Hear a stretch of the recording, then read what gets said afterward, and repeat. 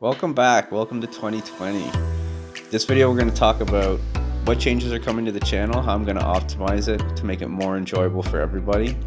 But most importantly, I'm going to talk about the 3 trees that I'm most excited to add into my food forest for this year. Stick around.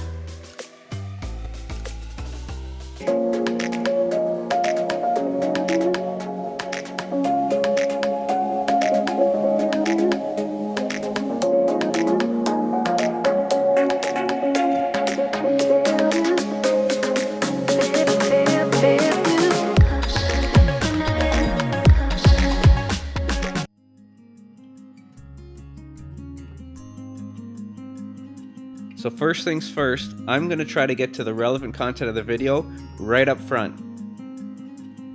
This is because some people just find my videos with random internet searches, and I need to get permaculture into them and expose them to how amazing this life can be right off the start, right away. But at the same time, my most loyal viewers want details. They want the science. They want what's in my garden, how am I planting it, what guilds am I building, details about the plants. These people watch end-to-end 20-minute long videos and ask me for more, so I need to keep you guys who want all that detail happy as well. So I'm going to include long detailed at the end of the video for you guys.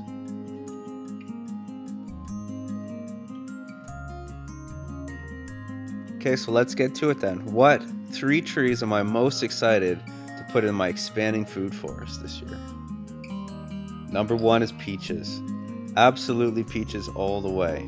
The reason why is right here. This is canker rot. Peaches kind of just want to die. I've talked about that in some of my other videos before. But I need to plan for the future. And my peaches are probably not going to live that long, so I need to get more in the ground. Now I've already gotten substantial harvests off my peaches. They've been great. In terms of dollar value out of these things, I've already paid for the money that I put into the trees and more.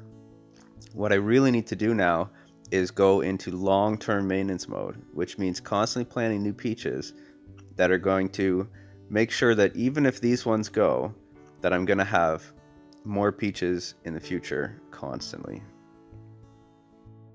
For number 2, we're going to be finishing this pond, and I'm going to be planting a ton of trees all around it. So I need something to fill that space. And not only around the pond, but this whole area here, from my pond to my trellis to my wetland filter, I really want to pack it in and fill it. I want to continue my coppice system. Now with sumacs now, I want a new tree, one of the fastest growing trees in the world, and it can grow in my zone. Might be pushing zone a bit for it, but I'm really excited to be planting my number 2 tree. That tree is going to be the Empress Tree. Very fast growing tree. Why do I care if it's really fast growing? A couple reasons. First off, I'm just finishing up the pond, and I'm going to need some trees that are going to fill that space and really naturalize the pond quickly. But for those of you who are new to my channel, one of my biggest passions is actually growing trees to sequester carbon using a coppice system like this. When certain trees that can really regrow from a hard cut are cut, they regrow very, very quick, and they can stay in the juvenile, fast-growing vegetative state for a very long time, some almost indefinitely. In this state, you get tremendous amounts of carbon sequestration going on. The plant is just a machine pulling carbon out of the air, and then the human comes along and cuts it and can use it for making biochar, putting that carbon into as stable of a state as possible, and then getting that carbon into the ground. Right here's the sumac coppice. So I came in here and clear cut this down right to the ground, and you can see the growth. About thumb thickness and very, very fast growth. I cut all along here, used and turned all this into biochar, which then becomes a 1,000 to 2,000 year soil amendment for your gardens. It starts and gets put into the compost pile where it gets inoculated, and then when it's fully inoculated and charged, and this carbon is stored in as stable form as possible, it gets put into the soil and becomes a nutrient trap, a water soakage trap, and an inoculation site for soil microbiology that's going to keep the soil fertile, the trees fed, and the system just absolutely pumping. These swales are going to be extended, and they're going to be filled with more biochar from an Empress Tree coppice. I've already planted like 100 fruit and nut trees, 1,000 trees total. I mean, if you don't count stuff like oaks, chestnuts, and maples as nut trees, like over 1,000 trees on my property, but 100 that are specifically for me. So how many do I really need? More than that. I probably am pretty good for, I'm hoping to retire on my land, foraging off my land, enjoying my pond. But now I really want to work on adding trees that support the whole system, and adding trees that do more towards legacy building on my land and building fertility. And the secret to fertility is just organic matter. Chop and drop organic matter constantly. That's going to lead into my number 3 tree. My number 3 tree is going to be a nitrogen fixer. Sea buckthorn is going to be my number 3 most excited tree that I'm going to be adding. And the main reason why is most of the sea buckthorn that I have now, I already have a lot, but most of the ones that I have right now, I found in the wild. I dug up, a tree or two when there's a whole bunch there. But what I really want are these kind of named cultivars. They have huge berries on them. My berries are just absolutely tiny, the size of a fingernail. They're a pain in the butt to pick. And this lower pawpaw area is prime candidate for having some more nitrogen fixers added. So all along the creek bed, between the pawpaw trees, now these pawpaws will thicken out, so eventually long term, they're going to just be a giant grove of pawpaws. But until then, what I really want to do is start building some more soil, get them some early fertility. I can even put in some more nitrogen fixing sea buckthorn in this lower river area that is currently set to peaches, persimmons, raspberries, and strawberries. But a little bit of sea buckthorn would go a long way in protecting them from this more of a wild area. It's like a zone 3. I get a lot of deer pressure down here. So far, the trees have survived really well, but a little bit of sea buckthorn protection in a nitrogen fixing, healthy, edible berry, that is about as good as it gets. So I can't wait to order some more sea buckthorn. It's one of the healthiest berries on the whole entire planet. It's got extremely rich and diverse nutrient content in the berries.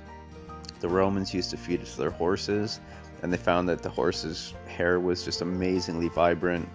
It's been shown to provide resistance against Alzheimer's. Memory is improved, and it's just overall just a healthy berry. And to get it in a nitrogen fixer is just incredible. So thanks for watching. Those are my top 3 trees I'm most excited for. For all you longtime listeners, you might care more about what changes I'm going to do. I'm going to be building a deck here right against the pond. This whole area here is going to be in need of massive amounts of terrestrial planting. So I'm going to be really working up my propagation game. The whole area is probably going to become a hotbed for nursery stock. Stuff like stool layering, just taking hardwood and softwood cuttings and try to get as much free material as I can. Really expanding and trying to get more trees growing, more stuff in the ground. I want this place to look like a forest you can barely even walk through. This pond I'm really excited about. It's going to be the center of my whole entire ecosystem. It's currently in, like a 40% finished state, but I'm really excited. This is the lower overflow area. This whole area is going to need massive amounts of terrestrial planting, more bushes, more expanding of swales, putting another swale out here, hopefully into the sumac coppice system. Lots and lots of plans and ideas for 2020. I'm very excited. Gonna really work on decorating the place really nicely. Picking up some driftwood like this. that I got sometime around Christmas time. Really excited to see how this is going to look around the pond. It's going to really naturalize and soften the woods, or the stones around the pond. Really excited to develop this lower garden area. This peach is going to be the center, and it's already just absolutely massive, and put on a massive harvest of peaches last year. It's going to need a lot of pruning this year. If you've seen my pruning videos, you know what this looked like, and it just actually absolutely exploded into growth. One last thing, if you're wondering why the video was kind of video shot and then me speaking and editing it in, it's because I'm still recovering from my septoplasty surgery that I had. It's kind of funny, I've been making these videos and I notice, when I walk up hills and stuff, and it becomes more difficult to breathe and speak at the same time, that I'm not getting enough breath. And it's something that I've always had my whole life. I've never had a good sense of smell, like 5% sense of smell. And making these videos in this YouTube channel, actually rewatching them, showed me how much of an issue it is. So I decided to actually see a doctor, get it checked, and they heavily recommended me surgically getting my deviated septum fixed, because it's just not really safe to have one of your two ways you can get air into your body blocked. So I had a septoplasty surgery about 2 weeks ago. I'm still recovering. Just gonna try to get a lot of rest, but I did want to put out an update video so you guys can kind of see what's going on, and talk about 3 trees that I'm really excited, because what else can I do when I'm sitting around here but sit and shop for trees?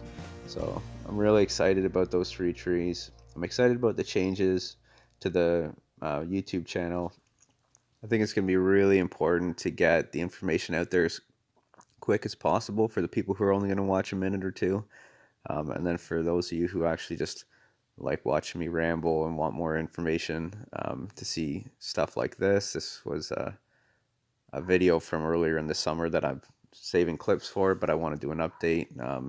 So you kind of have a year time lapse. This was me building a hugelkultur bed at my cottage, so you have that to look forward to. This is going to be a huge video on, how you can really make a long-term 2-3 year in the future look forward bed that's going to be rich, and especially with fungal activity, fungal mycelia. It's going to be amazing. I can't wait to get back there, get the updated video, so that I can stitch that together. And just I hope you guys enjoy watching the channel. I hope you enjoy watching it evolve. Comment below on what you like, what you dislike. Do you like the intro? Do you like these style of videos? Do you think it's going to be really valuable to get that information right up front in the video? And do you still want these longer, sessions where I really go into detail on, how to build a hugelkultur bed like this one? Really detailed videos. Let me know what you want. Thanks for watching. You guys are amazing. I want to give shout outs to everybody who comments on my channel, in the comment section below. It's been really fun to talk to you guys, and I'm looking forward to a really good 2020 and more of that coming up. It's going to be fun journey together. Talk to you next time.